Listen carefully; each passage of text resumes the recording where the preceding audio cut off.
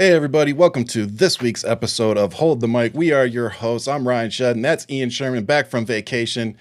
I guess that's the best we're going to do with the wig, huh? Yo, Stephanie, got some things to talk about. Got some Oh, things. man. Yo, man. And she's going to miss it, too, I bet. If I did all this, if I waited a week to get my revenge, okay, a week, and you in the green room, you're like, I wish you had the wig, and I'm That like, was funny. I ain't got no wig. You're like, I ain't got nothing. Prick. Supposed to share those things with your partner. I'm sharing it right now. So I got the Michael Keaton look going on with my neck don't move for Batman '89, but you know. Oh, best I sweet could baby do. Jesus. Best I could do. And a big Stephanie, shout out to... there she is right there. Boom. There she Got him. is. She's there. See? She didn't miss it. I showed We up did this just for you. just for you. But a big shout out to Sadia for filling in for my Yes. no good partner last week. We appreciate it. It was a great show. If you didn't go check it out, Sadia as always has some great perspectives on things that are going on in our country and the world right now. So definitely go check that out. But brother, it's good to have you back. It is good to be back. It is good to be back. Wow. Yeah, man. Snatched off like Jada Pinkett Smith. Let's go. Oh shit. Um, All right, here we G.I. are. Jane, let's go. yeah, here we are. What's up, buddy? Happy Pride first and foremost. Yes. That is Happy Pride. This is my shout out to Stephanie for that comment, that lovely comment from last episode.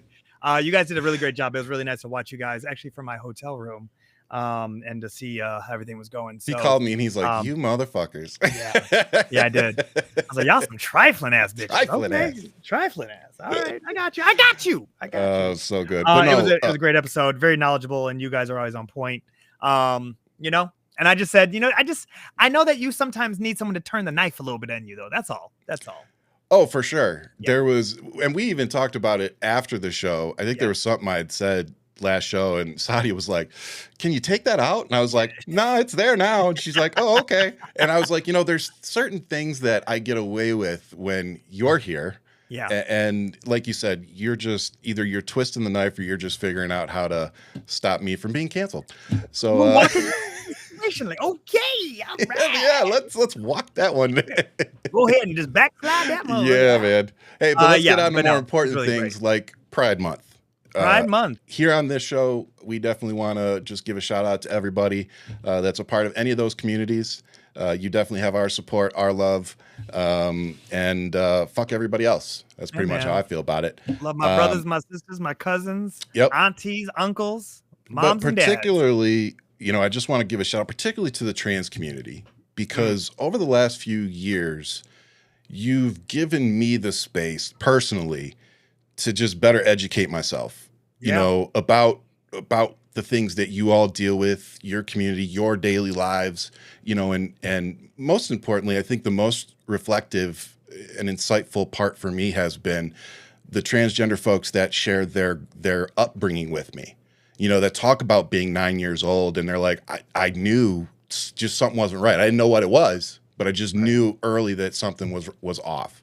And so just to hear those stories and how it progressed, and everybody's story is different, of course, but I'd say 90% of the folks I've talked to, it's been a positive experience. They're glad they've done it, and they're glad they had the medical care to get those things done, and they continue to advocate for that. So I just thank you to the community, because I know that I haven't always said the right thing, and I definitely had my own biases that I was dealing with.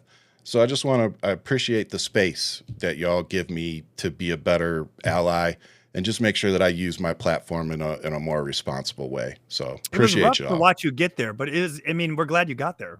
That's man. the reality. You got there.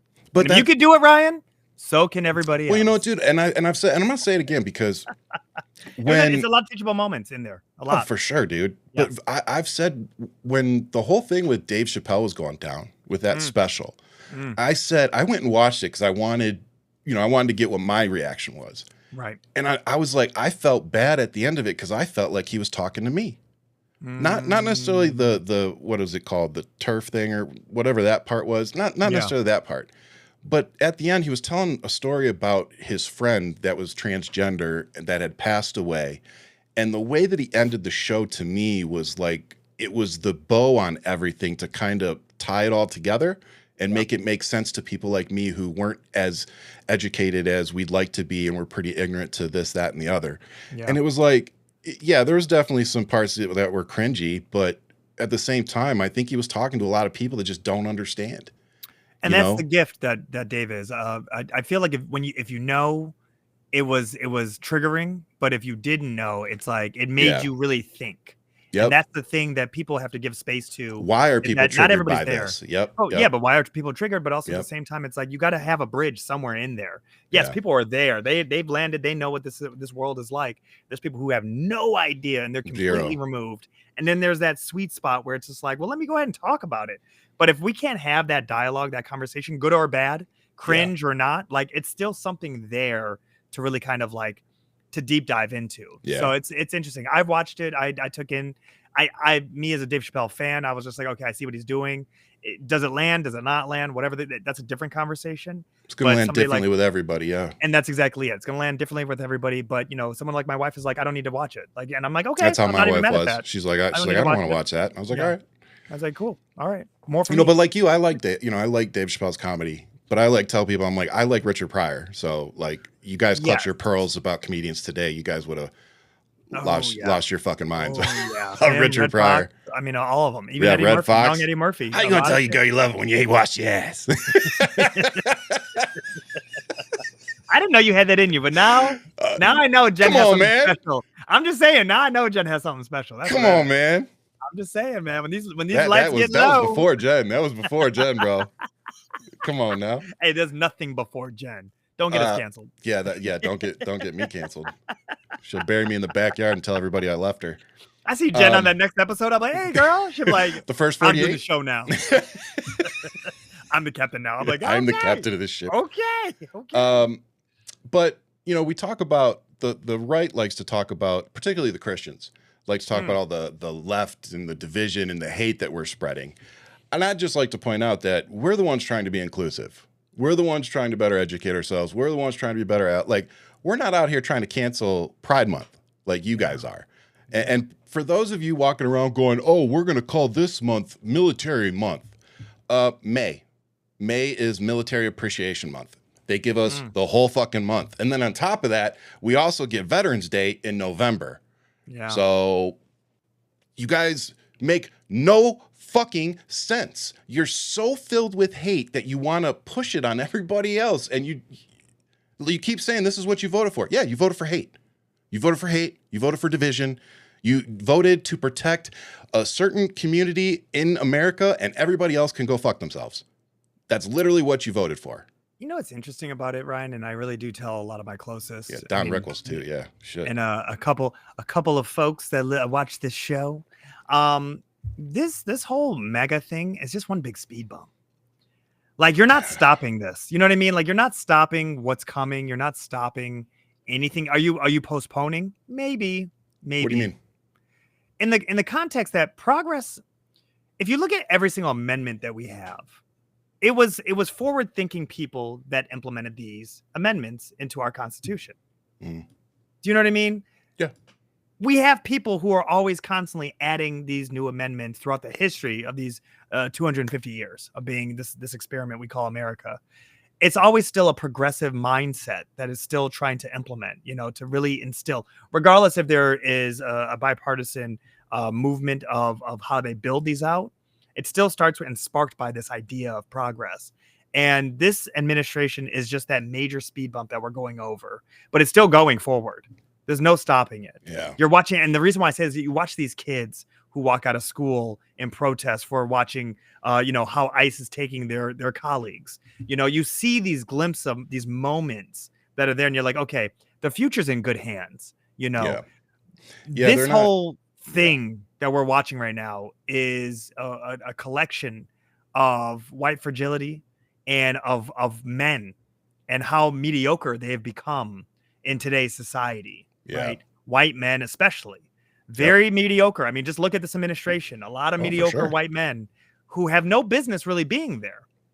Nope. Besides being DEI hires themselves. Some needed a waiver for the job, like the chair of the Joint Chiefs of Staff. I never needed a permission slip to do anything I've done in my life. Yeah. Just saying.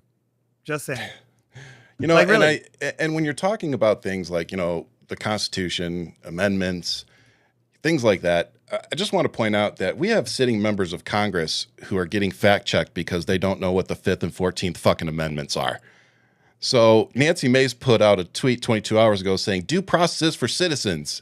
And then she got fact-checked saying the 5th and 14th Amendment of the United States Constitution guarantee due process to all persons on United States soil, including those who have entered or remained in the country without authorization. I'm so glad that we could clear that up for Nancy Mace because holy shit.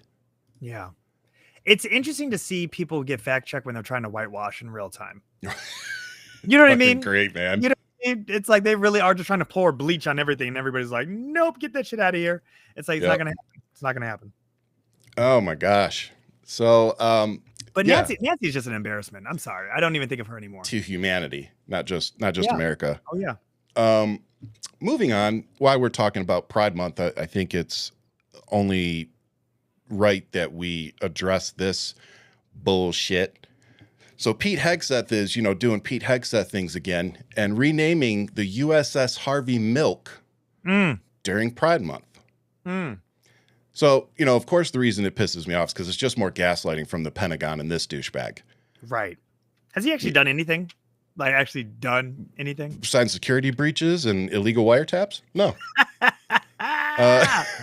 It's so good. I mean, this is the kind of shit they have to do and put out to cover for Hegseth and all the things that he's doing wrong. Yeah. So the USS Harvey Milk is a John Lewis class replenishment oiler of the United States Navy named in honor of Harvey Milk, the first openly gay elected official in California and a civil rights icon. That's right. It is operated not by the military, but by Military Sealift Command, builder General Dynamics National Steel and Shipbuilding. It was launched November 6th of 2021, and it was not commissioned in the traditional sense because MSC vessels are operated by civilians and don't have commissioning ceremonies like warships. Crew is civilians operated by MSC plus a small Navy detachment. The mission of this vessel is to deliver fuel and other supplies to Navy ships underway, supporting extended operations at sea. And for those who need a little bit more background, Harvey Milk served in the Navy during the Korean War, where he was forced to resign under pressure due to his sexuality. Naming a Navy ship after him is seen as a powerful symbol of how far the military had evolved on LGBTQ issues. That's right. The ship's naming was proposed by then Navy Secretary Ray Mabus in 2016. During the launch ceremony, Milk's nephew, Stuart Milk, gave a speech, and a rainbow ribbon was used to christen the ship, marking a significant moment in Navy history. What do you think of that, bro? Again, I think this is a speed bump. I think we're Pete Hegseth. I like to call him Petey. Petey likes to put his ass out there. He really likes to put his ass out there. Little Petey. Definitely baby dick energy. Everything he does, it screams that he's an amateur. You know, he's mediocre. Oh, for sure. It's just showboating. It's just they're trying to piss everybody off. And that's the part where it's like, I have no feeling towards gaslight. The biggest thing that I think about is that when this pendulum swings, I want to see Confederate flags be banned like the swastika is in Germany. Like, I just want to see that it's no longer allowed to be worn. It's no longer allowed to be displayed. It's no longer to be. I want to see that go the full extent to, you know, really prosecute. Confederate flag, you're a traitor. Done. And what I want to see is more people to adopt the same type of election plan that I have. It is when I run for election, it's going to be this. I'm going to get rid of everything Donald Trump and MAGA did. Yeah. Everything. Yep. First executive order. Erase. Anything with Donald Trump's fucking signature on it is now null and void. That is what my executive order will be. Day one. First day one. Yep. Day fucking one. Anything and everything. Yep. Will there be tariffs?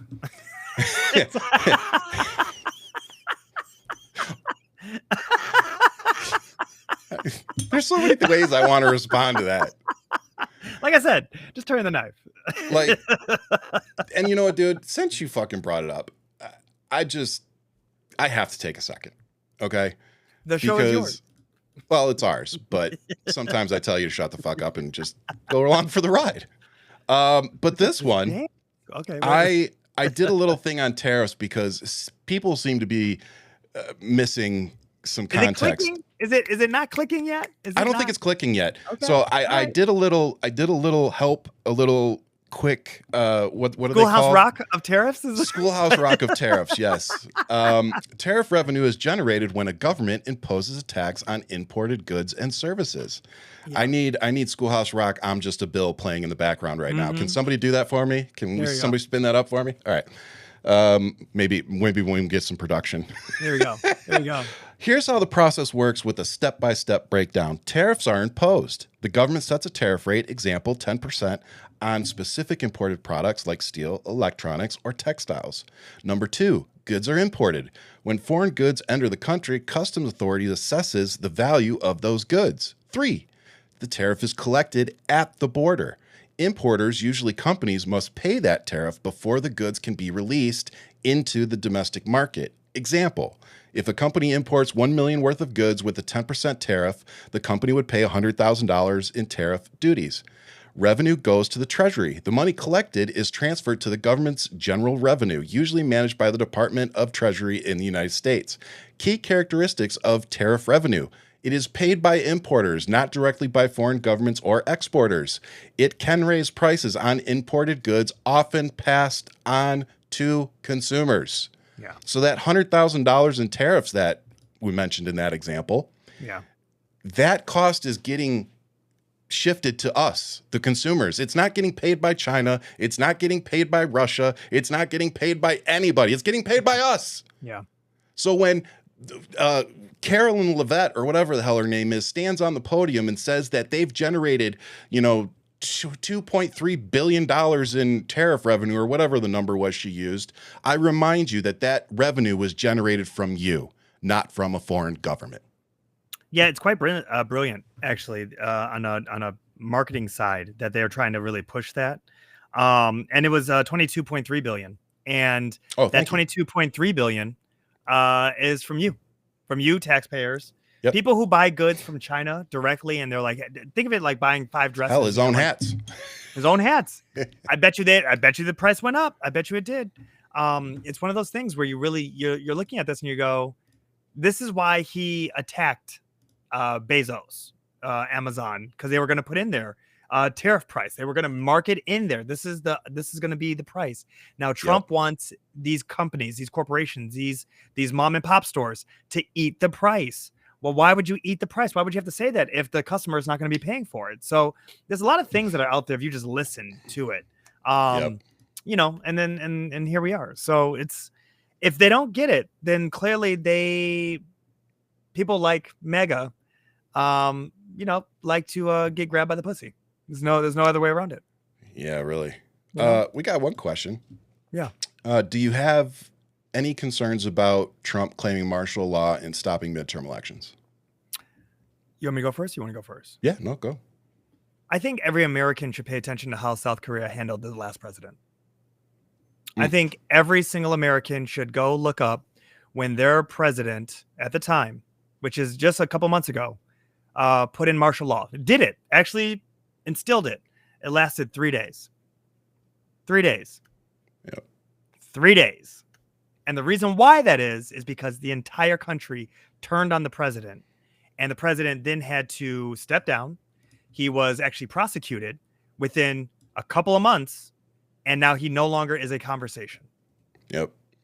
They got it done within months versus 4 years, like here in America, where we're doing whatever the hell we're attempting to do when all the information was right there.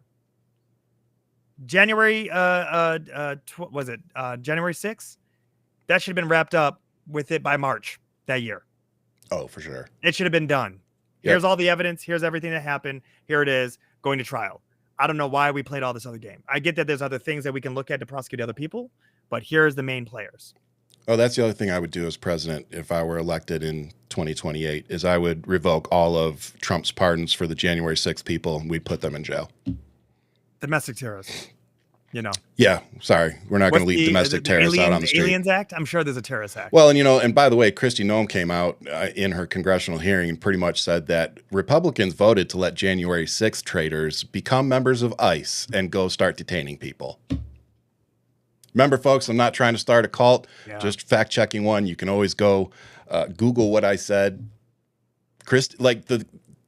I'm paraphrasing a little bit, but the way the question was asked was literally asked like, okay, you have these January 6th felons. Are these really people that we should be deputizing?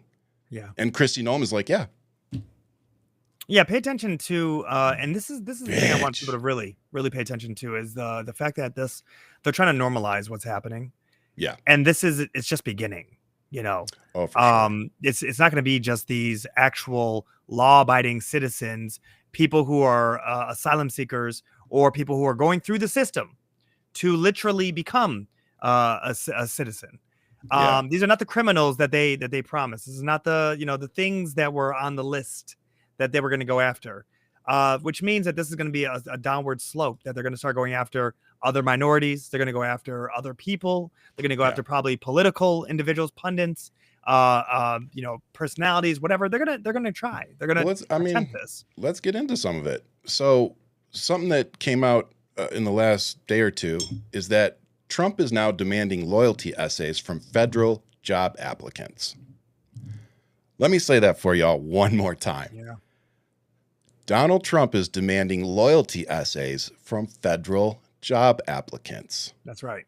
Former President Trump's administration is implementing new hiring guidelines for federal employees that include questions and requirements perceived by some as demanding loyalty to his policies and executive orders. Here are some key elements on the new guidelines. Essay questions. Applicants for positions at or above the GS5 pay grade must answer 4 short essay questions under 200 words each. Advancing the president's agenda. One question specifically asks how applicants would help advance Trump's executive orders and policy priorities. Continuous vetting. Federal workers will undergo continuous vetting and face checks for post-appointment conduct that may impact their continued trustworthiness. Emphasis on patriotism. The guidance repeatedly references required patriotism. Focus on ideological alignment. Critics say the plan prioritizes ideological alignment with the Trump administration over experience and credentials. The plan includes the elimination of hiring based on diversity, equity, and inclusion initiatives. And some quick criticisms and concerns. Critics argue these requirements constitute a loyalty test for the administration, potentially politicizing the civil service and undermining merit-based hiring. Concerns exist that these requirements could lead to the hiring of those who align politically with the president rather than those with the best qualifications and experience. That's right. Some argue these measures erode more than a century of law and tradition designed to insulate career employees from politics. Critics warn that these additional hurdles could make it harder to recruit talented individuals for government jobs. Federal employees take an oath to the Constitution, not a president or political party, and critics argue the new requirements are inconsistent with this. Yeah, mediocre. That's it. So I've actually, I was a federal contractor for years, and I've applied several times to federal jobs, and I never got one. And I can tell you that the things that the things that are already in place for hiring can be pretty, what's the word I'm looking for? Discriminating. Mm-hmm. And so to see this is just insane. Like, politics is not supposed to be anywhere near civil service jobs. No, like it's just not. It's the best person who's going to get the job done. GS5 pay grade. So basically, if you're anything like GS5 is a low pay grade. Like, I think for the jobs that we were doing, I think it started at a G8. Went up to, I think, a 12. So it's like G5, like you're just getting into pretty good pay grades in the civil service. And there's different pay scales and stuff. Like there's the GS and then there's a different one. I can't remember off the top of my head, but my point is that the fact that they're requiring this type of thing from government employees should terrify everybody. And then on top of it, Gabrielle Cuccia, the former chief Pentagon correspondent for the far-right Trump-friendly media outlet One America News, or OWN, as we all know it, says she was terminated shortly after she published a Substack post accusing Pete Hegseth's Defense Department of clamping down on press access.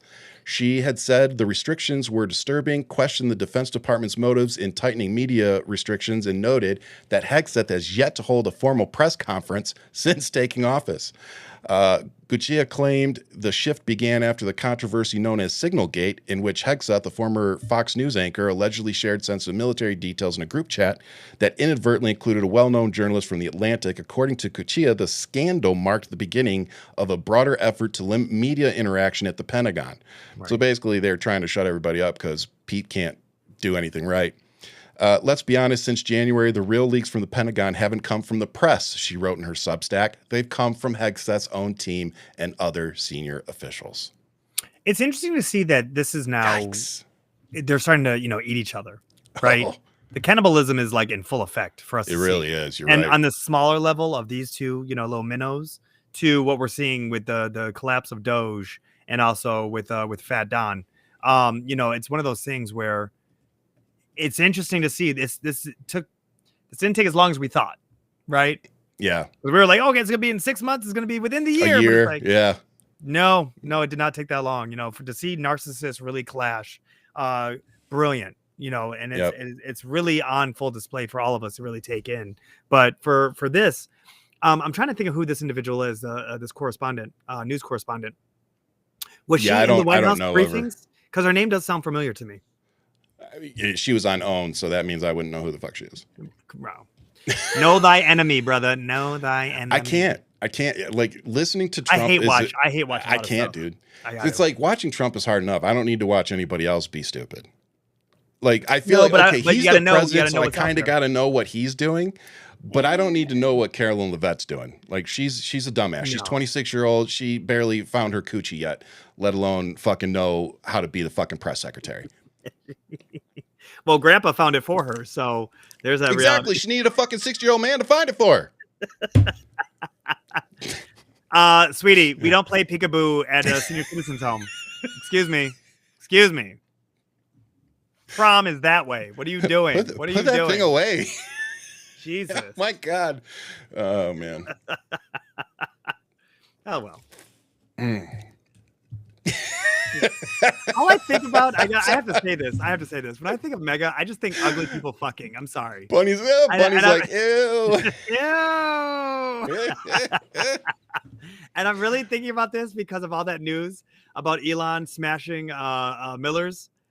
Steve Miller's wife. They're like, and I'm like, is it just ugly people fucking in the White House? Is that what's happening right now? I mean, if you look at Stephen Miller, like, even Elon Musk is a step up from that.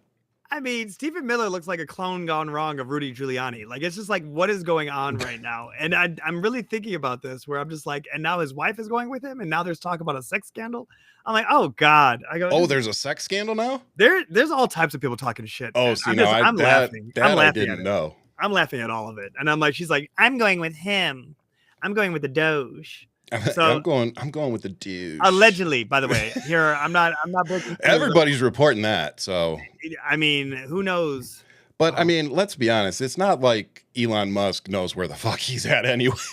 Doesn't need to, man. He looks like turn off the lights and play Who's in My Mouth. That's what he looks like. Right now. Like so many videos of this guy looking rough, like spaced out. You know what I'm saying? Man, not just his eyes a little glassy or, like, oh, dude, like not acting. No, he is literally on fucking Mars right now. Why he's talking to that dude? His shirt saying it. Occupy Mars, man. Like, he's throwing his consciousness I think he's been on Mars for a while now, actually. Yeah, it makes sense. Because that math was really fuzzy.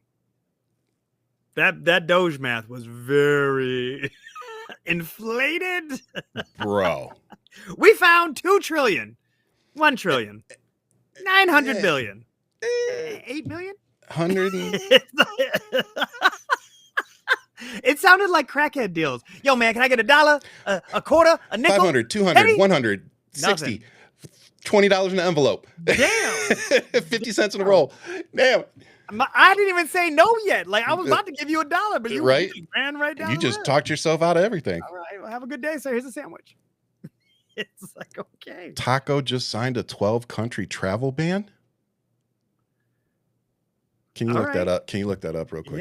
Yeah. I'm loving. While Ian's looking that up real quick, let's talk about the big fucking elephant in the room, shall we? And that is the one big beautiful bill. And I just want to start out by saying that one of the reasons that I think Elon Musk ended up with a fucking black eye and leaving the Trump administration is because even he came out and said that this is a horrible fucking idea. I believe he called it a disgusting abomination, if I may be quoted. The Congressional Budget Office estimates that this bill would result in nearly 11 million people losing health insurance coverage. So Marjorie Taylor Greene, by the way, came out and said that she voted for this without reading it. It's so wild. Let me tell you that all. And by the way, she's not the only one. There's a couple that have come out and admitted that they didn't read it.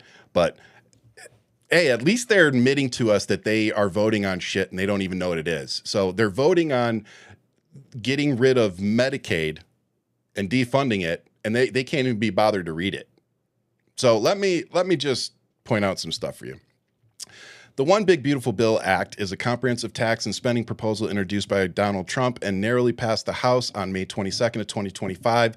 Spanning over 1,000 pages, the bill aims to extend and expand upon the 2017 Tax Cuts and Jobs Act while implementing significant changes to federal spending and social programs.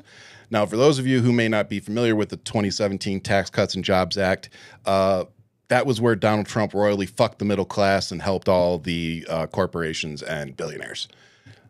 So here are some key provisions in tax reforms. This permanently, let me exclamate this. This permanently extends the visual and estate tax cuts from the 2017 Tax Cuts and Jobs Act that Trump did. So those are permanent now. So all those billionaire tax cuts that were temporary and supposed to expire at the end of the end of this year, yeah, those are now permanent with no expiration date. Eliminates federal income taxes on tips and overtime pay through 2028. Oh, I'm sorry. There's an end date? Yes, sir. There is an end date. Say that date again. When is that? What year? That would be 2028. You mean the election year? Yes, sir. When there'd be a new president possibly taking over? Possibly. Would they blame that president for that change? Definitely. Interesting. And for the deficit that is going to create. Interesting. Okay. Or another way to look at it is it gives them something to run on. Oh, hey, I'm gonna extend those. I'm gonna extend that no tax on tips that I gave you. All you gotta do is, he can't run again. What am I talking about? Well, I guess he would. Well, yeah. Let's see what fuckery. We'll see what happens. Let's see what fuckery is unraveled. But no, I mean that could still be something that whoever's the Republican nominee could run on. That's right. But increases the state and local tax SALT deduction cap from $10,000 to $40,000, phasing out for incomes over $500,000. Introduces a tax deduction for up to $10,000 in interest on auto loans for U.S. assembled vehicles. That's right. Now, my question to that is, what's considered a U.S. assembled vehicle? Because whoever buys his crypto. I'm just you heard saying. It here first, ladies and gentlemen. When you look at our gross domestic product, GDP, in cars, and how much of each car contributes directly to our GDP versus how many of the parts are imported, how much of the materials are imported, that's where I'm kind of interested to see where this is going. Like, what's going to qualify? Yeah. And then my next question is, who's going to pay $10,000 in interest on auto loans? Not that I'm complaining, because I'll benefit from that. It's interesting to see how Elon has now completely did about face. Oh, I'll pull his ass the opposite direction, because it's like, and also I text you the Axios report on the travel ban, which would be going into effect on Monday of next week. And just because we're talking about it, I'm going to read it verbatim. Elon Musk put this tweet out regarding Trump's bill. I'm sorry, but I just can't stand it anymore. This massive, outrageous, pork-filled congressional spending bill is a disgusting abomination. Shame on those who voted for it. You know you did wrong. You know it. Now, my first reaction, I don't know what yours was, but my first reaction to reading that was, bitch, you helped us get here. Well, I mean, you know, when you are fucked up on drugs, are you really thinking clearly? Well, this dude, like I said, he don't know what fucking planet he's I don't on. know if Dr. Jekyll or Mr. Hyde was the one that was helping him out. So I don't at this point, this is some crackhead deals. Like, this is Rick James. Ryan, let's just be serious. My man said, I said, fuck your couch. Like, that's what I'm seeing right now in real time. Yeah. He's like, I'm sorry, Charlie Murphy. That's literally what this is. That's what this is. It's also temporarily increases the child tax credit by $500, raising it to $2,500 through 2028. Spending in social programs allocates an additional $150 billion for, you guessed it, defense spending, including $25 billion for the proposed Golden Dome defense system to protect us from Canada. Provides $50 billion for the border wall construction and $4 billion for border patrol enhancements. So more money for all of his donors, and nothing will get done. And it'll be a border wall that a 12-year-old can scale in 2.5 minutes with a sawzall and some rope. Imposes stricter work requirements for Medicaid and the supplemental nutrition program called SNAP, potentially affecting millions of beneficiaries. How much of a douchebag do you have to fucking be to lower or to make the work requirements even stricter? Like, to get on these programs already, you pretty much have to be damn near fucking poor. Well, it's not even that. The worst part, too, we talked about this in the last episode, a couple episodes ago, is that how many people are actually working and still need that. This. And people still need it. People at McDonald's, people at Walmart, people at and literally 40-hour work weeks. Yep. And still are not making enough. Can't make ends meet. And that's what they have to be on because of they can't have a livable wage. So the system is broken. First and foremost, the system is broken. You said that. Yep. So when we're talking about that, now they're putting all these other restrictions on them. And then what representative says that, you know, everybody dies.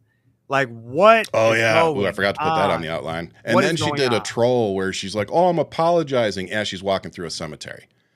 Like, people like that just need to. I mean, but that's Mega's sense of humor, right? This whole thing. It's not funny. No, and they're not funny. That's the worst part about it is that they think they have a niche audience that likes it. I would have to fact check this one, but somebody in the comments says 65% of people on Medicaid are actually working. That would not fucking surprise me one bit. Doesn't sound wrong. I could absolutely believe that. But yeah, but that sounds like some. It's interesting to see how Elon now is pushing against this, and I'm wondering what happened from him getting that key and his exit to with the black eye to he got his ass beat. You know what I'm saying? Was it Levitt who punched him in the face, told him to get in line? Or Johnson? No, it was a secretary, one of the secretaries or something, and him gotten up. I guess he shoved the dude, and yeah, apparently Musk shoved him. But someone hit him back? Sure looks like it. I mean, here's my thing. If a story comes out that you and me got into a shoving match yesterday, and the next day I show up with the fucking black eye, the assumption is going to be that Ian whooped my ass. I did it. Right? I do it again. I'm gonna tell you right now. I'm taking bets. Stephen Miller's wife beat his ass. He probably likes it. He liked it. He liked it. Ugly people fucking.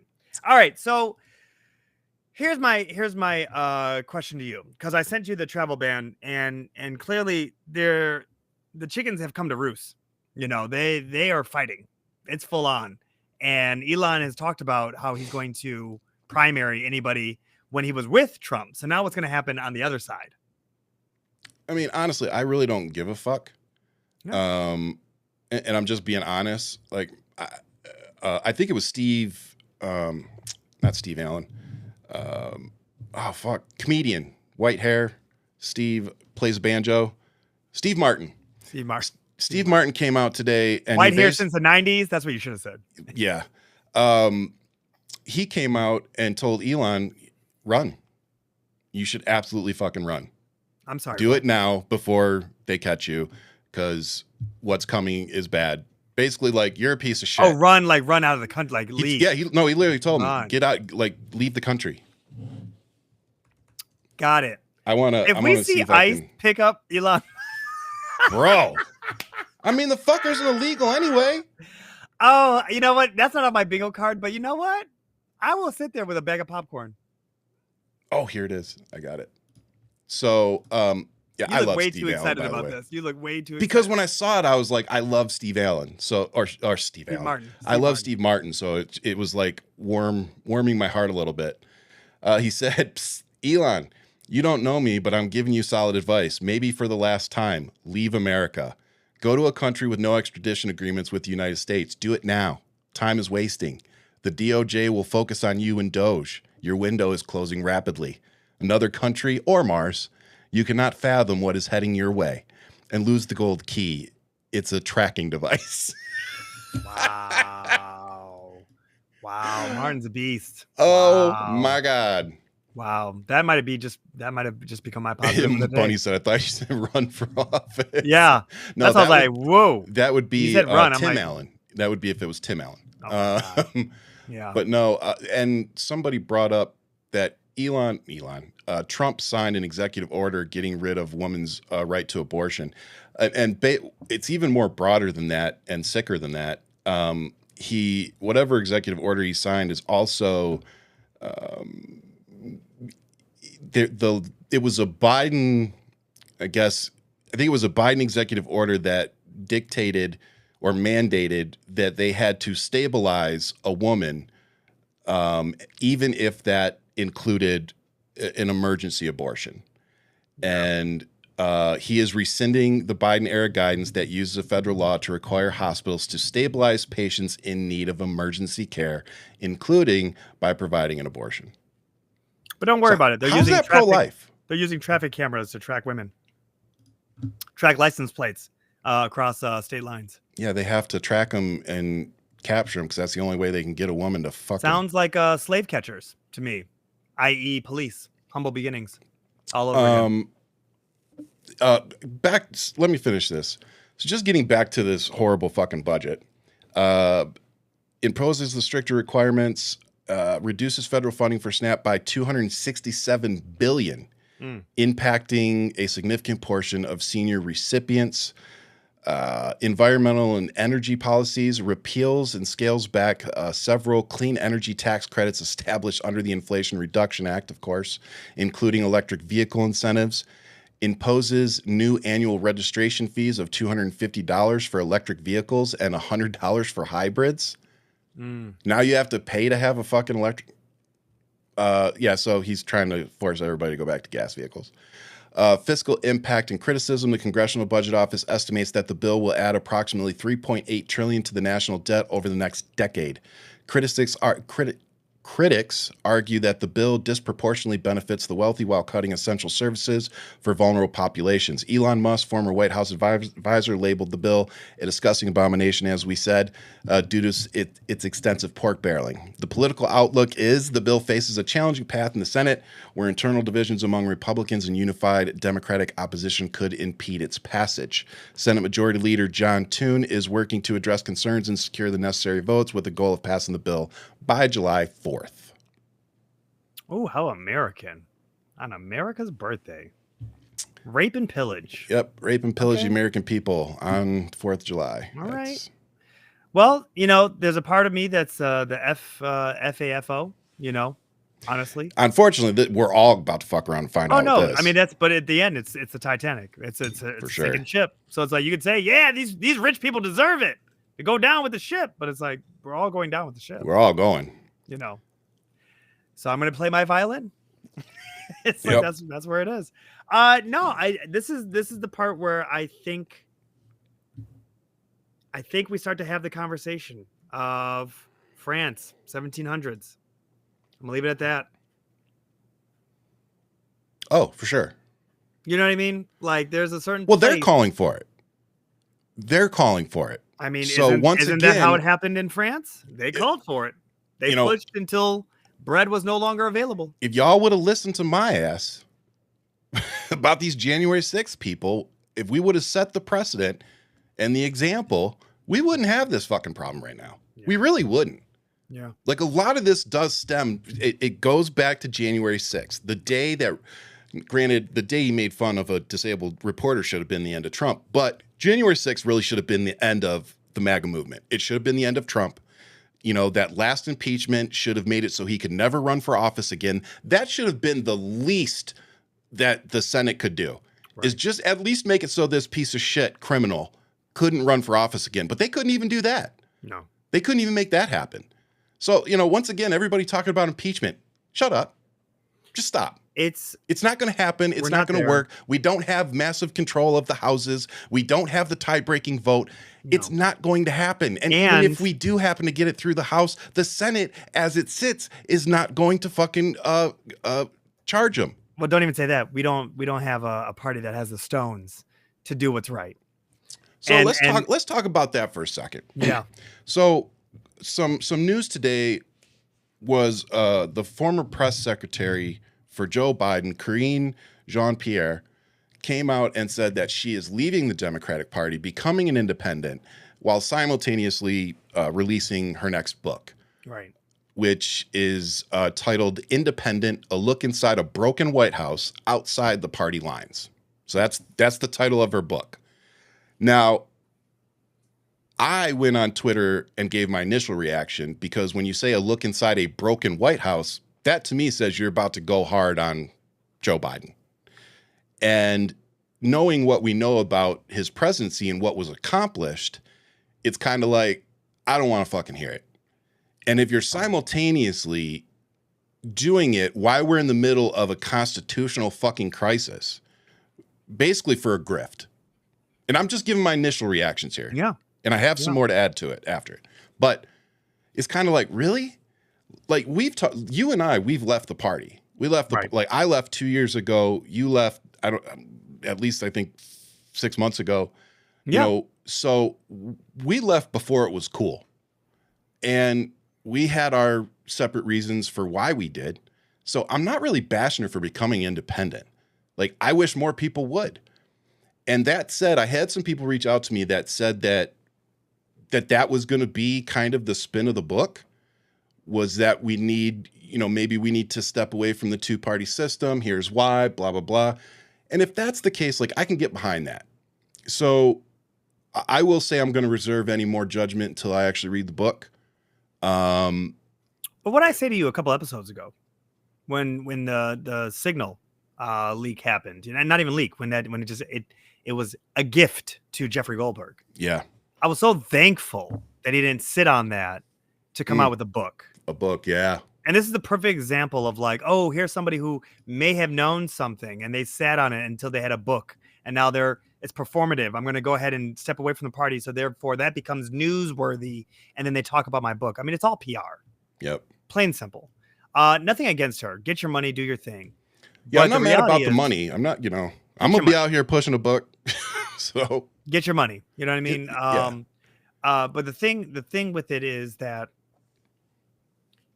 it goes to show you that the people who you think are there to set up these checks and balances and to usher this country forward, it really is just a grift on either side. And they just have different ways of doing it, right? There was more of a corporate structure of, well, we're going to get our money, get in line, you'll get yours, blah, blah, blah, blah, with the Democratic Party. And then you have the chaos right here with whatever this bank heist is that we're seeing with this mega movement and how many Republicans. I mean, 58 people are being enriched right now, Ryan, off of Trump's crypto coin. 58, that's it, are making millions of dollars. Everybody else, all of his constituents, all these cultists, all these people who want to be a part of this movement are going broke trying to buy the dip, while these 58 people are cashing out every single time, making millions of dollars. Yep. The inside trading that really is at hand All I can say is every single Democrat who is in some type of position of power better start writing down names. Who is making money off this? Because this is who I want to see prosecuted. These people are literally bleeding this country dry. And it's like, it feels like a liquidation sale is what's going on. And where we're talking about people that we need to support and people trying to do the God's work, Rep. Jasmine Crockett has come out and said that she is officially running to be the ranking member of the House Oversight Committee. Finally. So, I put out a post, of course, sharing my complete support for her.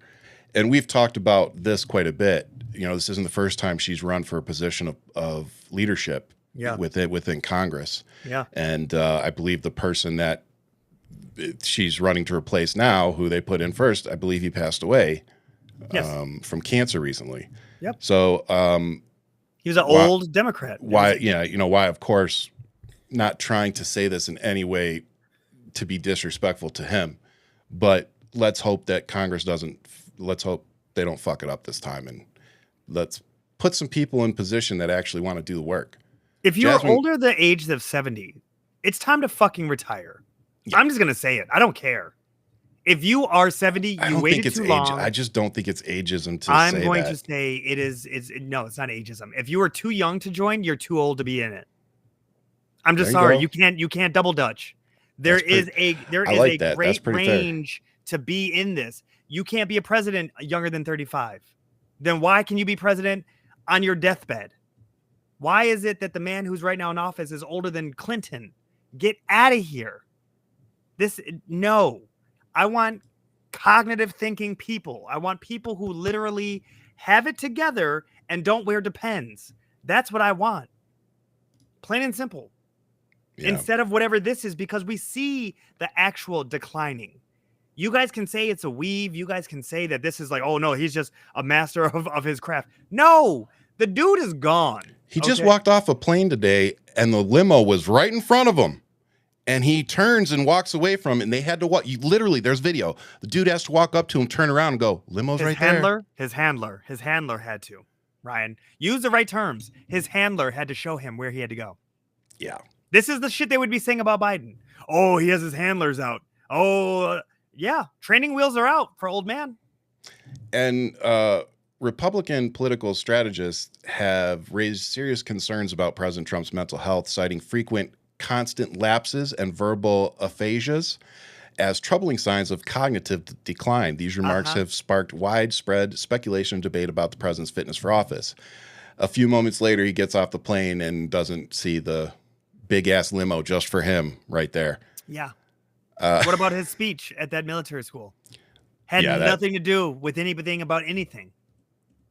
Nothing. But, was he reading that off a teleprompter? He doesn't read. Oh, that's fair. Yeah, that's true. He doesn't read.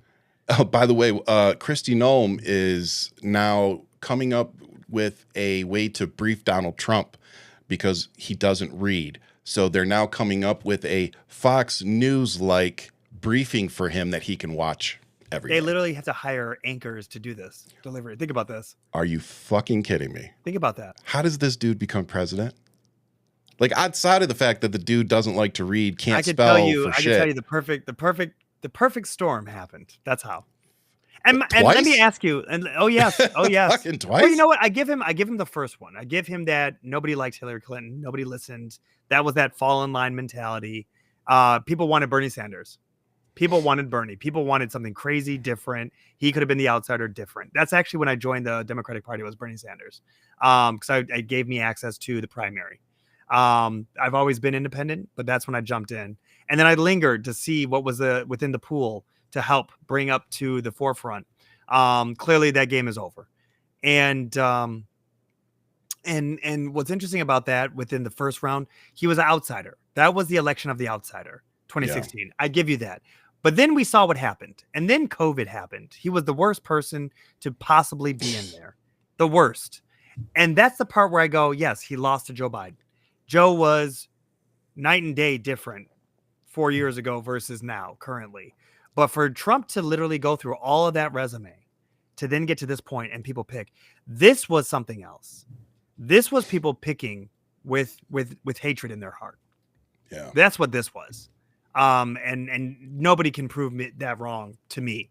I don't care. There's not enough Charlie Kirks to go around to try to explain what this was about. And the thing that you're seeing right now is I can't stress it enough, Ryan. This pendulum, as much as it's winding back, it's making me think of like pro baseball. Someone's about to throw a fast curve, but this is what we're doing because this is what we're about to do. You know what I mean? Yeah. It's about to go forward, and it's going to just launch us to a whole new millennia because you have to go through this crazy shit for you to really start thinking about the importance of what this country is. Yeah. I'm just thankful it's a lot of fucking idiots that are in these positions versus actual masterminds. Do you know what I mean? A lot of PD hex. Thank God Trump went for loyalty over competence when it came to appointing his cabinet. Thank you, because these fools, they're making mistakes left and right, and you're like, okay, because what's the new guy of FEMA? Doesn't know anything about. Doesn't know anything about. Is that the guy that had to Google what the job was before he accepted it? Didn't know anything about hurricane season. Oh, that's a joke. That was a joke. Okay. I didn't know you were in comedy. I didn't know. And by the what is it that there wasn't? Is it South Carolina, North Carolina that they haven't received any type of relief? Fucked. Buns can jump in on this. Fucked. Trump, because is she around there? Trump denied the FEMA claims. That's fucking insane. Imagine if Joe Biden had denied the FEMA claims. They blamed him for the quick cash out. Here's $750. Just handle yourself today. Here's $750 today. Handle yourself. We are working on processing your account. They were like, $750. What am I supposed to do with that? It's more than you just had. Yeah, it's more. Yeah, it's. You know what I'm saying? But here's my question for everybody. Oh fuck. Where's Jill Stein? In her fucking hole, waiting for 2028. Is she in Russia? Is she picking out a plot in Ukraine and Crimea? Where's she at? Where's she at? You know where she might be. She might be helping the U.S. veto UN call for an unconditional Gaza ceasefire, because that's what the fuck we just did. By the way, when Donald Trump says, "Oh, I don't know what happened to Putin. I can't believe he's not," dude, literally, Zelensky sat in the Oval Office and looked you dead in your fucking face and told you, "Yeah, we've tried diplomacy. It doesn't work because he doesn't stand by anything he says." No. Trump should know something about that because he does business exactly the same fucking way. So the U.S. has vetoed the UN Security Council's draft resolution calling for an unconditional and permanent ceasefire in Gaza. The other 14 members voted in favor of the document, which also demanded the release of all hostages and the lifting of humanitarian aid restrictions. The U.S. ambassador to the UN, Dorothy Shea, said the resolution would undermine diplomatic efforts to reach a ceasefire, adding that the UN has not labeled Hamas as a terrorist organization. Hamas is described as such by the US, UK, and the EU. We would not support any measure that fails to condemn Hamas and does not call for Hamas to disarm and leave Gaza. So here's my question for you, Ryan, because part of that is true. What's stopping the UN from claiming that they're a terrorist organization? What's holding them back in those negotiations? If that's going to be their bluff, that's the line they want to die on, right? You won't label them a terrorist. Okay, so then we're going to veto this. Why is the UN not letting that bit go to then call out America and everybody else to say, okay, we did it. Now what? Because this is the part where I'm really questioning all these people. I think all the wrong people are in charge right now. That's evident. You know what I mean? Like so much innocence is being hurt by this, and it's I'll go even more extreme. If we want to label Hamas a terrorist organization, which they are, like I'm not saying they're not. Let me just be clear about that before people lose their shit. But there is an argument to be made for, if you don't want to call Israel a terrorist organization, there's definitely an argument to be made for war crimes. So I can agree with you that there's now a fine line that is being crossed. You know what I mean? There's a fine line. And I say that acknowledging that when you go out to fight against terrorism, like America did back in 2002 and 3, it's a very vague mission statement, right? And unfortunately, that leaves a lot up for interpretation on the ground. Right. And that's what leads to a lot of questionable things. Yeah. And again, like you said, all the wrong people are in power. That's evident. Yeah. But I think we as the people on the outside critiquing, demanding action, pissed off about what's going on, we do need to stay focused on who's responsible for what. And I feel like the focus isn't on the people actually responsible. You know, like it's like you're blaming the soldiers for carrying out the orders, but you're not blaming the dude giving the orders. Yeah. Like that's kind of what it feels like from where I'm sitting. Am I wrong? No, it's tragic because there's a number of factors and I had this conversation with some family of mine, and it was one of those things where I go, how do you fight terrorists? How do you fight in such a dense populated area? Yep. Which, if you look at the dense population, the amount of people who are being killed versus the fact that not everybody's being killed, it's something that's being toted about, because how many people were being killed in urban warfare in Iraq, in Afghanistan, in all those areas with America. The numbers wise, people being statistical, they're saying that the numbers are not as drastic as they could be. But you're looking at somebody who's so advanced, like the pager aspect. I feel like Israel is being held at a different standard because they are on a physical level winning, right? What it looks like.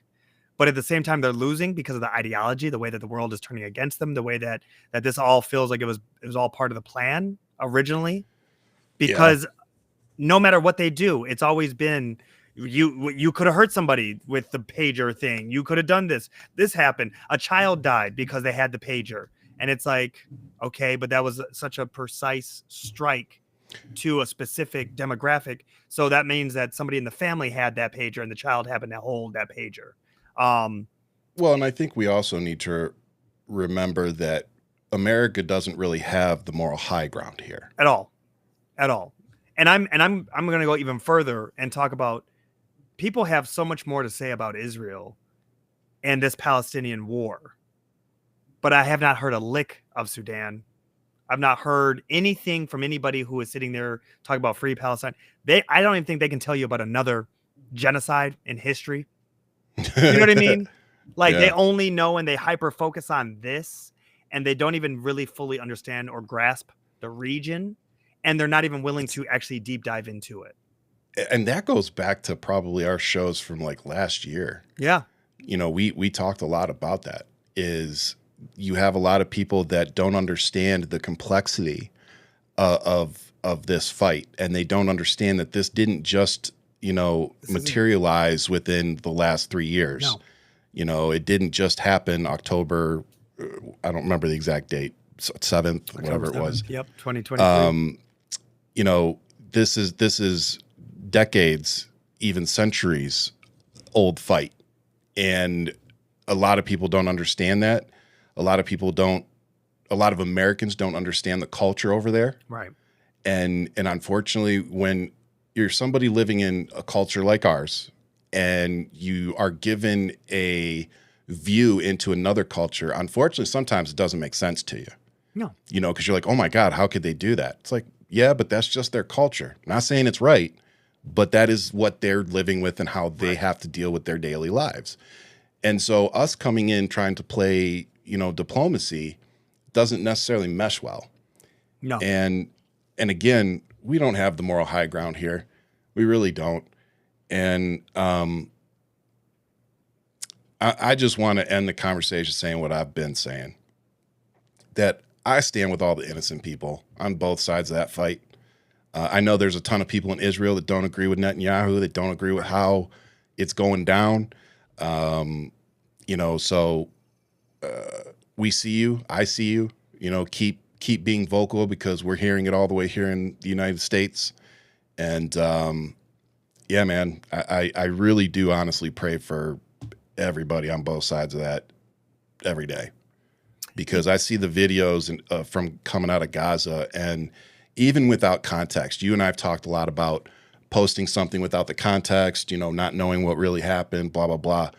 But if you just take some of those videos at face value and see the destruction, I mean, it looks like a crazy war zone. Yeah. Like it looks like something out of a movie. And this is the stuff that they're allowing to get out, right? True. And this is from both sides, because you're looking at this strategic plan from Hamas on how they want to play this, the smallest violin, and really try to encourage the heartbreak, which you and I have talked about numerous times. And then you have Israel, who is completely blacking out all information. And it's wild to me, because they're coming at it from a military standpoint of eradicating the problem. The problem is that this terrorist organization is their government. So I'm just really trying to wrap my head around, especially when we're getting these numbers. And I want our community to think about this. A situation happened where a hospital was blown up. So they said, hospital blew up, 500 dead. How could the number 500 be thrown out within mere minutes on social media? Because there's a lot of catnip and a lot of things thrusted into social media. Yeah. And you and I always talk about, do not share anything right off the bat. It's not worth trying to be breaking news on something so far away that we also do not have a way to grasp this information. And this is why I say this to you. Hospital blows up, 500 people dead, women and children. This is the first thing thrown out. How could Israel do this? And I sat here and I go, 9/11 happened, and we didn't know how many people, for how many days, who was missing, what the case was, and we had to sit here and wait for all this information to come out. How do you figure out that 500 people immediately, women and children, dead? And I go, there's no grace period for anything, which then just 24 hours later, you come to find out a missile hit a parking lot of that said hospital. And you see how information is immediately shared and how it blasts into the internet. And you're like, what is going on? Why doesn't everybody take a step back? This is fucked up all around. No one's denying that. Yeah. But why are we also feeding into it? Because, and my wife and I talk about this more now, because we're starting to see bloodshed here in America, where you're like, do you feel like that makes it worse? Absolutely. I feel like it's making it worse for both Muslim and Jewish population in America, because you can't peacefully walk down the street saying, free the hostages. What harm is in free hostages? Just in general. Yeah. Just literally the message is, let the hostages go. Let the hostage. How is that a threat to someone's, existence? Or even ideology. Do you know what I mean? For someone to throw Molotov cocktails. Molotov cocktails. Just throw those at senior citizens. Yeah. And then you sit there and you read the story and you go, well, ICE just picked up his entire family. How am I supposed to feel about this now? Is this who I'm supposed to be? Talking about the guy that set the people on fire the other day? Yeah. The Egyptian, I saw they picked up his whole family. Man who overstayed his visa. Yep. Was trying to seek asylum. Spent a lot of time in Qatar. Elon did, by the way. Yep. Spent time in Qatar before coming here. And then planned this for a year. And then did it to a small little activist group that was just saying, free the hostages. Yeah. So then when you're taking that information in, you go, how am I to really process that? Because the kids didn't do anything. Yeah. But you're with this, well, how is that ingrained in your household? So what are we looking at here? Can you hear the children playing? No. Okay. At first I was like, is this a ghost story? Like, what's about to happen? No, I can hear them. So I'm just like, I don't know if I need to tell them to be quiet. Can you hear the children playing? I'm like, because I hate telling what is this, like The Shining? Come play with us. Like, they're just sitting there with two matching dresses. Hello, Clarice. Hello, Clarice. But this whole thing, man. And there's a part I want to get into it at some point. And I think Sadia would be a great guest to have back on and talk about it with her studies, her profession in this. Yeah. And there's a thing where I really want to understand what the PLO created. And I talked to my sister Ida about this, and I was like, the PLO created a system. And this is where it sparks with the Intifada and all this stuff that we know nothing about these chants. We know nothing about the horrors of this time frame. but they're great slogans on college campuses. But what "pay to slay" means in the West Bank, and when you look at this organization and how they really do kind of piece all this together. So, yeah. But anyways, we got to talk more about it. For now, yeah. Keep moving. So, yeah, I don't know really how to. I didn't have any of that on my outline, so I don't know how to transition. We'll just go with this White House event for political appointees. President Trump. Yeah, I know. Sorry, I had nothing. Yeah. President Trump is set to host over 3,000 political appointees from his administration for a landmark gathering on the White House lawn, marking one of the largest events ever held there. The event aims to recognize their service to Trump and includes food, entertainment, and remarks from the president and his cabinet members. This is on top of the parade. That's my point about all this, man. This wannabe dictator. That's all it is, bro. That's all it is. It is grandstanding for somebody who probably has dementia. Yeah. That's it. Send this man a box of a candy with some balloons. Call it a day. I'm telling you. Wheel his ass into one of his little gold toilet situations and call it a day. Just put him on the Saudi plane and just, you know what I mean? Send him away. Yeah. So let's just talk about a few things that Trump has done to make me want to choke a motherfucker. Trump asked Congress to defund PBS and NPR. President Trump has formally requested Congress to rescind approximately $1.1 billion in funding for the Corporation for Public Broadcasting, which supports PBS and NPR. The administration argues that public media is politically biased and an unnecessary taxpayer expense. Let me say that again. The administration argued that public media is politically biased and an unnecessary taxpayer expense. Public media leaders warned that such cuts would devastate local stations and essential services. Legal challenges have been initiated with NPR and PBS suing the government over First Amendment violations.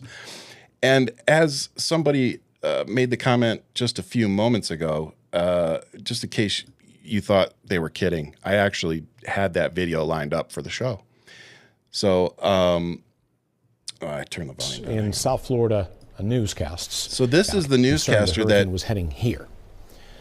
And as you've grown accustomed to my presentations over my 34 years in South Florida newscasts, confidently, I went on TV and I told you it's going to turn.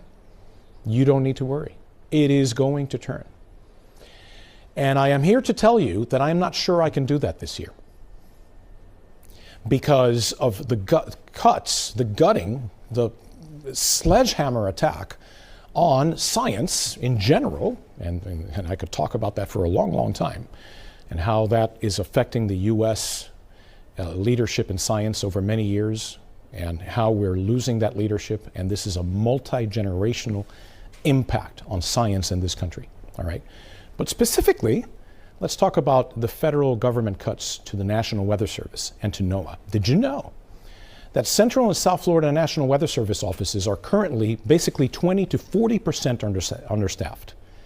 From Tampa to Key West, including the Miami office, 20 to 40% understaffed. Now, this type of staffing shortage is having impacts across the nation because there's been a nearly 20% reduction in weather balloon releases, launches, that carry those radiosondes. And what we're starting to see is that the quality of the forecasts is becoming degraded. There's also a chance, because of some of these cuts, that NOAA Hurricane Hunter aircraft will not be able to fly this year, and with less reconnaissance missions, we may be flying blind. And we may not exactly know how strong a hurricane is before it reaches the coastline, like happened a couple of years ago in Hurricane Otis in Acapulco, Mexico. So I was asked to talk about this today. I'm glad I was. I just want you to know that what you need to do is call your representatives and make sure that. There you go. It's going to be interesting when a place like Florida gets annihilated. Plays heavily Republican. You know, I'm not thinking that they're going to switch sides or blame anybody, but they'll probably blame Joe Biden. Oh, of course. But when you sit here and you watch it underwater, especially knowing how many insurance companies are pulling away from Florida, not just the coastline, miles inland, they're just pulling out. They're pulling out. Holy shit. I didn't realize that about his family. What's this? Sorry, just going back to the Molotov guy real quick. His wife and 5 children had their visitor visas revoked after his arrest, suggesting they were legally in the country. So they scooped him up and revoked their legal status. Yes. Yeah. And I'm going to tell you right now, I don't know how I feel about it. Yeah, I mean, if you yourself did a terrorist act in America and you're in this country during this administration, no one has to act brand new right now. This man has seen what's been happening. Yeah. No, you're not wrong, man. You want to take the chance, and just think, well, my daughter's gonna be fine. My wife's gonna be Josh fine. brought up a good point though, but going back to due process, wouldn't they still be due? Yeah. I mean, see, and this is where the conversations get. And this is where we have to have the dialogue. Now, don't get me wrong. There should be due process. Yes, they should be going through that. Yeah. No one's negating that. But you also can't say that you burning senior citizens because they're asking for hostages is not, you're not going to lose your meal ticket. Like, I just don't know. I don't know how I feel about it. I really don't. Yeah. Well, I mean, because essentially there you're holding them accountable for their father's action or their father/husband's which actions. I'm totally for parents being held for school shooters. You didn't shoot it, but it was your gun, and this is the situation. I just feel like in those circumstances, right. where But it's just like we're gonna scoop it all up, all together. We're gonna root all of this, and we're gonna look at all of it. We're gonna examine it and see what happened. But that also is where due process comes in. Yeah, I'm not saying scoop up and. I'm not sure if that's a good. Yeah. But this is where we're getting really interesting. Yeah. No. And some of this, and at the same time, because I know you and I are very like we try to be fair. Yeah. You know what I mean? Like, we have our leanings, but we try to be fair in everything we do and that we assess. And I know that if you and I are feeling this way about it, that a lot of people are feeling that way about it. Yeah. I mean, I just think we need to have more common sense and I don't want to pick a side. I don't think Palestine is right. I don't think Israel is right. I think that there is a lot of shit that we need to get to the bottom of. And it's been happening for thousands of years. And I don't know if it's going to happen in my lifetime. But there's something. I can tell you one thing: Trump ain't going to fix it in 24 hours. Boy, everything that he said he was going to fix is not. All of it's gone to shit. Every single one. 5 months later, and we're still here. Bro, worse. Yeah. And we're vetoing UN resolutions. We've been doing that even with Biden. Yeah. And that's also another part. Did Biden veto the resolution? Yes. That's what's so wild about it. I wonder why they vetoed it. They also said that UN is not claiming that Hamas is a terrorist organization. This has been ongoing. This is what I'm saying to you. How is that holding up them just doing this fucking ceasefire? Take it off the table. All right, fine. They're a terrorist organization. Now what? You know what I mean? Or not. Why does it fucking? I don't know. Maybe because part of the issue is that the issue I've seen and the ceasefire to me seems to be the issue. Like the ceasefire. Well, because the thing is that there's two things that I really trying to wrap my head around. How are you going to try to prosecute children who are protesting for Palestine, free Palestine, talking about how they are a danger here in America, but you're going to go to Qatar, who's funding Hamas, and accept all these lavish gifts, all these things, and a plane, and we're going to sit here and not have that conversation? Because this is the part where I'm like, make it make sense. And I'm bashing my head against the wall with this one. You look at the money that's been funding this entire war. That is no one cares about the people. Josh made a comment in here about how Marco Rubio was talking about how a hospital was turned into a base. Josh, it is. This is the part that is really tricky. Not much land is Gaza. There's tunnels underneath the tunnels under everything. So are they claiming it is that there's an entrance point? There probably is an entrance point. Well, guess what? The Geneva records say if you're using it and you're moving weapons through something, it's now a military base. So this is the part that's kind of messed up. So yes, it is a hospital, but yes, there is access to weapons or storage or this or that or how they were moving. I would just like to see, just me personally, I would like to see the proof that there are tunnels underneath and that's what's happening. Like, I don't take anybody's fucking. They released some of the footage. Did they? See, I'm saying, like, throughout this entire war, they have released footage showing where tunnels are going. And I know that, but I'm talking about specific, like, if that hospital strike specifically. Right. I would really like to see what they used, to come up to that conclusion. Is all I'm saying. Anybody can say, "Hey, they're fucking under the hospital. That's why we hit it." Terrorists blown it up. But here's the thing that you and I always talk about: how many lives? And this will sound callous, but how many lives are worth that one terrorist, right? And to me, it's like, no, life is so precious. But at the same time, how many lives is this person surrounding themselves with because they know that they have a human shield? Well, that's like you said, that's the whole game. Yeah. They do the human shield stuff because they know that leaders, like presidents and things like that, they have to make these decisions. Right. They have to live with them. Right. That's nothing new. And so they play on that 100%. Like, I'm definitely not arguing that. No. And that's what comes down to where a lot of Americans don't understand war. They don't understand, like we said, their conflict between them, and how we influence that. Right. Like, and we haven't seen war since revolution on this continent. Nope. Like, we are so far removed, and we can't even talk about Pearl Harbor. You know what I mean? Like, that's not. Yeah. Still haven't felt it. It's a territory. We ended up nuking a couple cities over it. Which we will. But that's why people are so scared of us, because they know that at the end of the day, if we get pushed, you wake the bear, and our back is against the wall, we're gonna nuke some shit.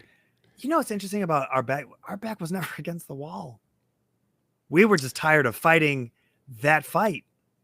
Well, because it was a different type of fight, like to fight kamikaze. I mean, look, we're going to go all over the place, but in that situation, you wanted to be 100, you wanted to be an hour and a half. You're fucking my thing up. But in all seriousness, just circling back, Trump has raised the ICE deportation quotas. Yeah. So this is something we all need to stay focused on. This is probably why that family got scooped up. Yep. That's exactly why. Mm-hmm. And me personally, I think Trump just wants to be able to say he deported more people than Obama. I really think that's what this is about. It's this.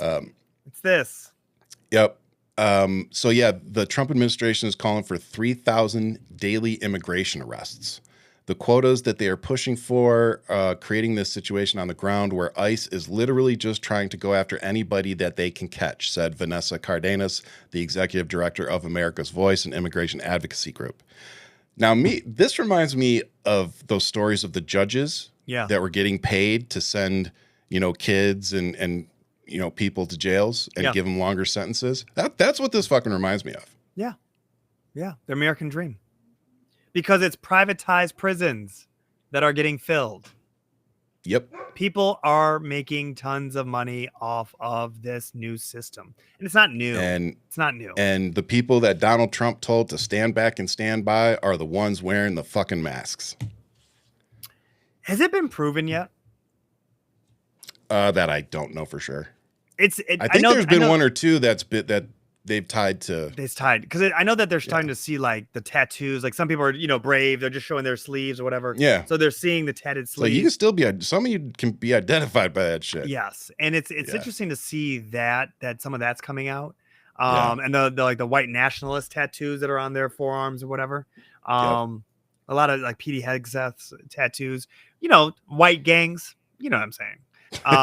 If we're gonna call tattoos and that they're gang members, so. Hey. Taco. Taco. It's called the Taco. Taco Boy. Let me tell you, that's Taco Boys. I like that. Taco Boys is here, man. They really are. Taco Boys. This is their month. They're gonna have blazers soon. Yeah. No, man. They'll be gold. Oh God, gold lace. Just gold lace. Gold lace. Oh, fuck me. I know. I know. So, in all seriousness, though, I have so many videos on my phone right now of ICE going and taking people. Yeah. You know, and here's my thing that I feel like we have to keep saying on this show. I haven't run into any liberals or Democrats that have a particular problem with getting rid of rapists and criminals if we have a way to get rid of them. Right. You know, they're criminals. Yeah. My thing is you are not automatically a criminal just because you are here. No. Without papers. No. You still get due process according to our Constitution. Yeah.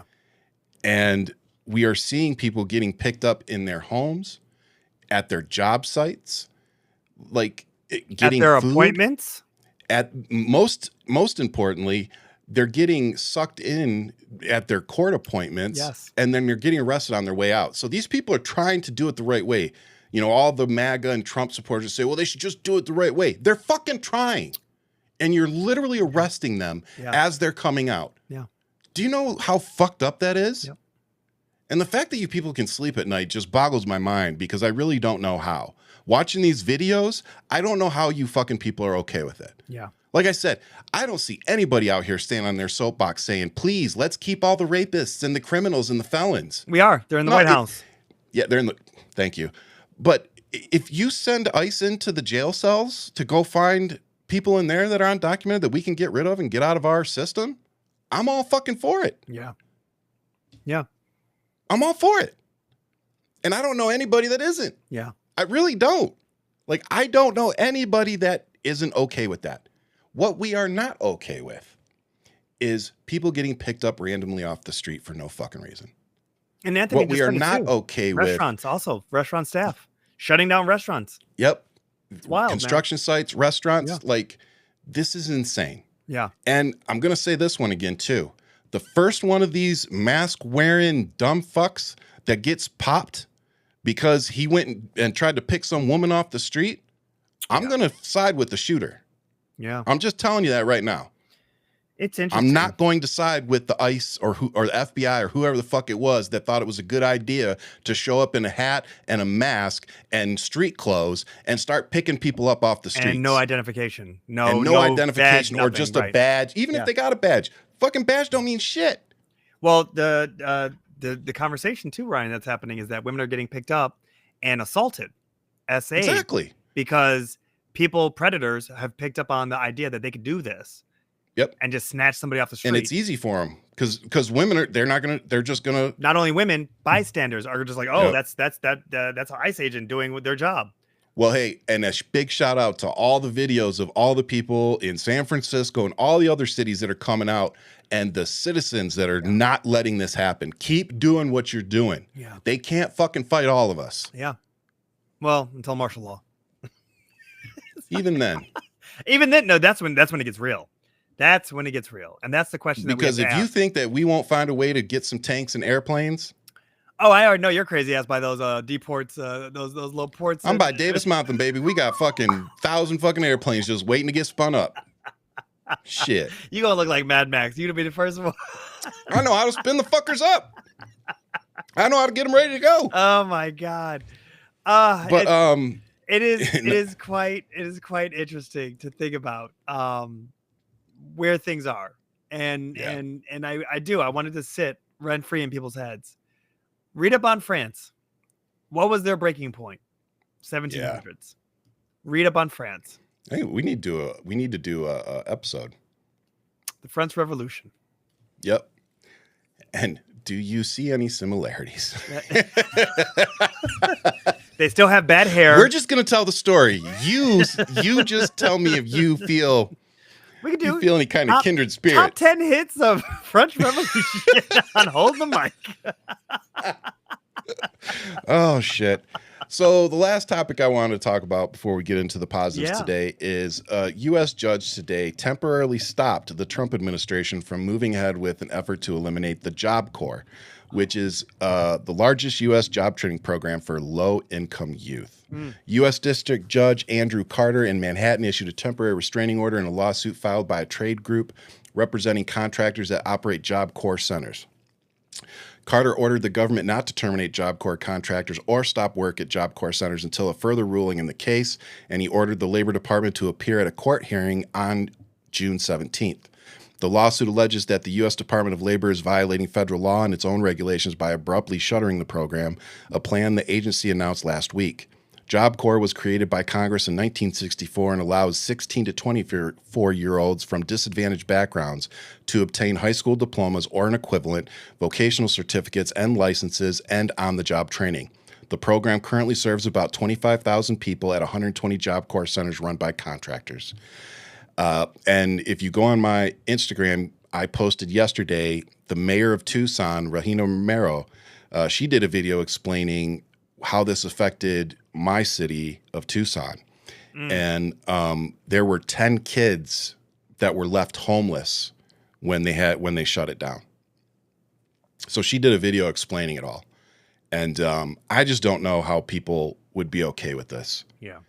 Like, and I saw a guy, I believe he was a pastor, but he had showed up to one of these centers where this was happening. And he said, you want to know what really pisses him off? He said, is that these kids are trying to better themselves. Right. These aren't kids, that are in a fucking halfway house that got put there because, they got in trouble. No, they're there because they're disadvantaged. They're poor and they need a fucking helping hand. Isn't that called and that's what this is. A certain term? Pull yourself up by your bootstraps. Yeah, pull yourself up by your bootstraps. That's exactly what the fuck this is. This is giving them that opportunity to do just that. Just that. Yeah. It's not giving them anything. No. All you're giving them is resources. Opportunity. That's literally all opportunity and resources. That's it. Life, and to me, liberty, as a taxpayer, justice for all. The pursuit of happiness. Yeah. Doesn't sound like that though. Doesn't sound like that at all. No. But again, this is a program that creates people that are going to contribute to society. Yeah. Somebody explain to me how that's bad. Tell me how that's a bad way to spend our tax dollars. Because for me personally, I would much rather my tax money go to that than refurbing a fucking plane that isn't going to be ready before the 2 we've already ordered from Boeing. Take the fucking $900 million from that. It'll more than cover this program. I want to send you some numbers real quick. I want you to think about this. As of June 4th, 2025, the Trump administration has faced substantial number of legal challenges since President Donald Trump has begun his second term since January. According to Just Security Litigation Tracker, there has been 226 legal actions filed against this administration. The courts, 226. Since January. That's a lot in 5 months, 6 months. With 7 cases closed so far. When I tell you that the fight is really in the courts, the fight is in the courts right now.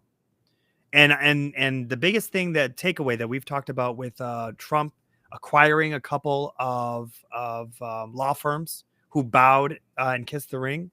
Yeah. A lot of people, partners and also clients, have left said law firms. And a lot of people are flocking to the law firms who have actually turned and sued this administration because people want to see fighters. Yep. They don't want to see these people who roll over and show their belly to Trump. And it's how we got here. It's exactly how we got here. And we're still here until we start seeing people pick up and fight. Yep. That's the one thing to take away from this episode. We need to see some fighters on the front lines. Yep. So like I said, when I'm running for president, everybody, first day, executive order says anything that Donald Trump signed is null and void. For no Taco Tuesday. That's going to be his. No, we're going to bring Taco Tuesday back the right way is what we're going to do. No tacos for you. That's what's gonna happen. So, speaking of tacos, real quick before we wrap it up. So the New York City mayor race is heating up a little bit. Yeah, it is here. It is. Hey, look. So former Governor Andrew Cuomo is leading the Democratic field in New York City mayor race, which says a lot. He's expected to face attacks from 8 lower polling rivals in the first Democratic primary debate. Incumbent Mayor Eric Adams is running as an independent after his corruption scandal. Who is that? Adams? Oh man, no. This city has gone to shit with Adams and his corruption. It's gone to shit. Yeah, I'll tell you right now. Really, a lot of common sense was thrown out the window when he took office, and I'm so thankful. I did not vote for him. I'm so thankful that it's like this guy got to go. He has to go. For him to run for as independent. Cuomo. I'm tired of dynasty. I'm tired of a brand recognition. I'm tired of, this man. He's a nepo baby. His father was the real deal, the real Cuomo, right? His brother, the once news anchor that then turned into a glorified podcast host. I mean, what is it? Does he have his own network? What is he doing? Yeah, he's about 300,000 followers ahead of us. Just a little bit, just small inches to miles. Okay, who's keeping count? And Cuomo, I give you where he did put up a fight with Trump during the heart of COVID. But at the same time, when you look at power and how it corrupts, you look at how he treated women. And you got to look at the total package of who this man is. Now, is he a loving father? There's a lot there. There's a lot to take in there. But when you look at who this younger man is, Zephrin, what is his name? The opponent.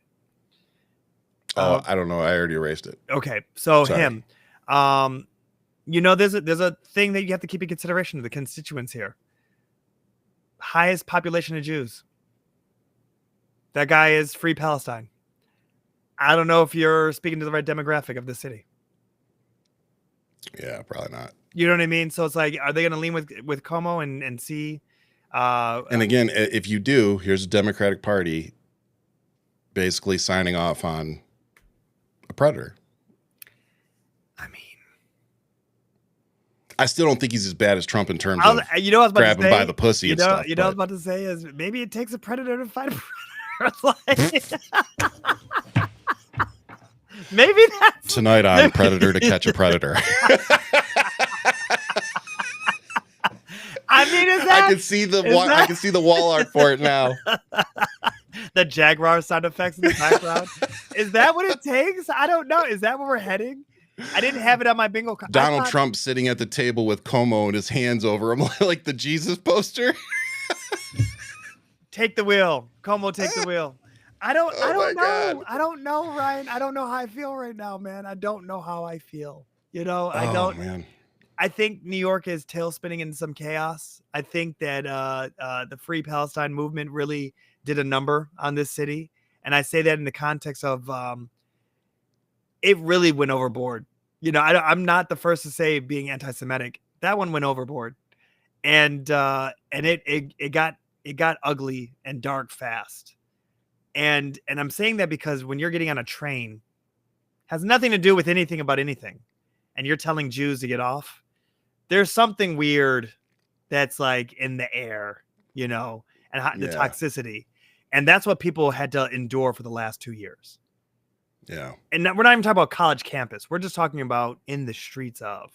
And they definitely found a way to radicalize people. People are radicalized. Yeah. People are really, I miss the days when it was just white Republicans trying to kill Trump. Can we bring that back? Oh, Jesus. Come on, cholesterol. The number one killer. Anyway, with that, what do you got for your positive this week? Man, I really have been reconnecting with some individuals. I want to give a shout out to Corey Stoner, somebody I actually went to elementary with. Kimball, everything, quiet dude, always been quiet. Him and I got a chance to reconnect and jump on the phone because I've been watching him progress as an artist, and I watch him do his thing. He's a rapper from Detroit, and just a beautiful soul, and always been a quiet kid.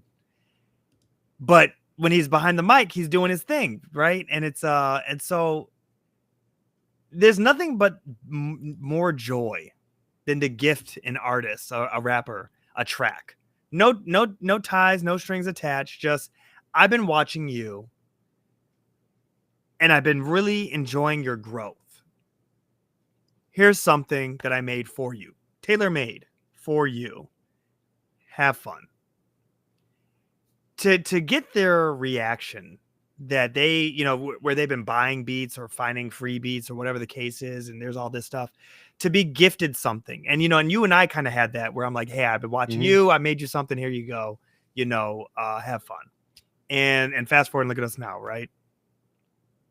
But in that, I've created 4 songs in the last week. And it's been like that creative flow. Once it's there, it's like you just ride that wave. You know, it really is like surfing. You just ride that wave. You create as much as you can, because at a certain point you're gonna tap that well, and then it's like, okay, take a step back. And there's multiple hats to wear. Like, you know, I don't know what 2 episodes ago, whatever, I released a song. And I got a little antsy. I was like, oh, I'm gonna release a song every Wednesday. I was like, calm down, calm down. I ain't trying to do no sweatshops like that. Calm down. But I think a release on a Wednesday per month is more of a realistic thing, because I know myself. I'm too OCD where I need to fine tune a couple things. I listen to it and repeat in my head. And someone told me, you know, and I maybe it was Alchemist talking about it, where it's like, you know, as a painter, you know when the job is done, and it's like an emotional aspect. It's like a breakup. You know, you know that it's over. Like there's no more creation. There's no more feeling towards it. And it's like, oh, this moment is over, you know, and that's the moment where then I have to turn on a different hat and say, okay, I need to get it out there to you, to the people, to then hear what's I've been living with for months, you know, just in this space. Yeah. And so the biggest joy has been, you know, hook up Corey, release a song, and just be present in the world, and actually watch my son be like, Dad, I want to hear that music. Because he used to be like, I don't want to hear your music. I want to hear Pirates of the Caribbean. And I'm like, damn, how am I going to keep compared to, you know, Jack Sparrow? Not going to happen. You know what I mean? Like, it's not going to happen. But my love language with my son is music. And so we're going through different types. But just recently he was like, Dad, play me your song. I was like, oh, lasted 5 seconds. And he was like, turn that shit off. I want to hear Superman. I was like, all right, you can't compare to Superman. Yeah, that was good, Dad. But yeah. It's past the track. Let's keep it moving. So that's my positive. Music, nice. Just music in general, just having it in my diet. And that's listening to, sharing, creating, all of it. Music has been really reconnecting with old friends. Just completely reconnection. Yeah, man. It's been beautiful. It brings people together. So how about you, man? How's your positive? So my positive, a little different maybe than usual. I wanted to talk about the Dodgers for a second. So Los Angeles Dodgers, every year, they renew a $0 contract for outfielder Andrew Toles. He hasn't played with the team since 2018, but they have continued to do this contract with him since then, so that he can maintain health care. Now, Toles suffers from schizophrenia and bipolar disorder. He's been in at least 15 mental health facilities since 2019, and he was most recently found sleeping behind a FedEx building at a Florida airport. His father now has custody of him and is helping him. And as a lot of you that watch the show know, you know, I connected with this because I'm bipolar as well. Now, of course, I don't have schizophrenia, and, you know, I probably have the better bipolar disorder out of the two. But it just really made me think about, you know, him, and I was so impressed with the Dodgers and the fact that they continue to make sure that he at least has the minimum, which is health care if he needs it. Right. And, you know, unfortunately with people, you know, with severe mental health issues like him, it can be difficult to help them. You know, if he's been in mental health facilities at least 15, somebody is getting him into these facilities. Right. So he's being helped. And whether he is able to overcome those struggles and those demons, we'll see. But just the fact that, a baseball team would do that and continue, it doesn't really cost them anything. Right. It may cost, they may have to pay in for healthcare for him or something, but they're not paying him a contract. It's a $0 contract, right. but it allows him to keep benefits. And the fact that Major League Baseball allows them to do that too. So I just really liked that story, and I wanted to talk about it because right now with everything going on, I know I've been dealing with it. It's so easy to get into the news cycle and start feeling that helplessness and I think about you when it's like this is overwhelming. Yeah, it is news dumps, and I'm like, oh, I hope Ryan's okay. Yeah, it's like it's a lot. It's a lot. But you've also experienced me when I'm like, okay, I'm done. Like, oh yeah, my intake is done. Yeah. I can't intake anymore. Yeah, and that's what I want people to focus on. Like, it's okay if you're done. It's okay if you've reached the top of your, your limit. That's fine. There's nothing wrong with that.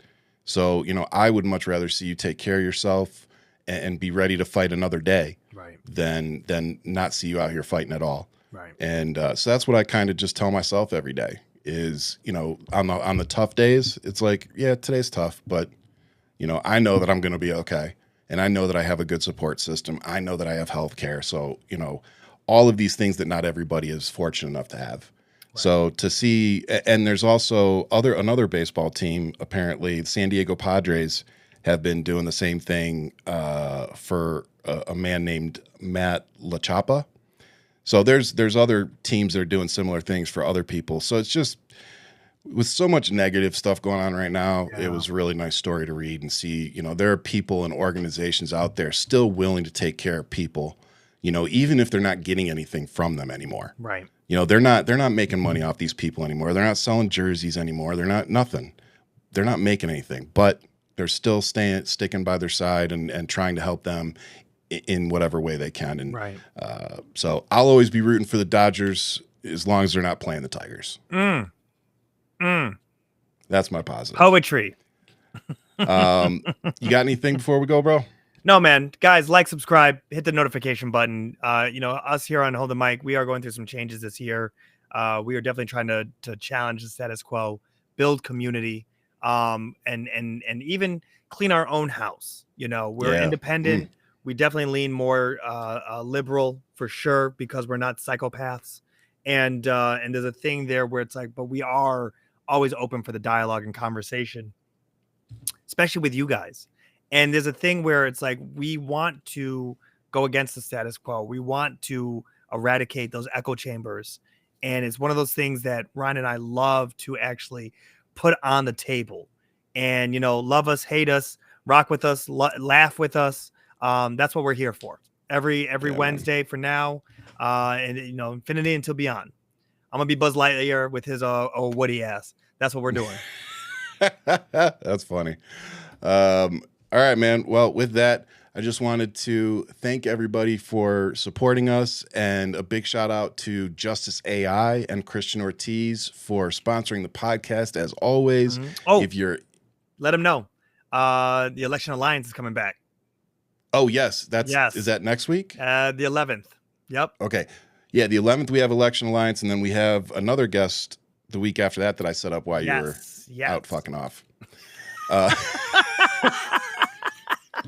Sadia was a great substitute. Okay. Oh, she was amazing.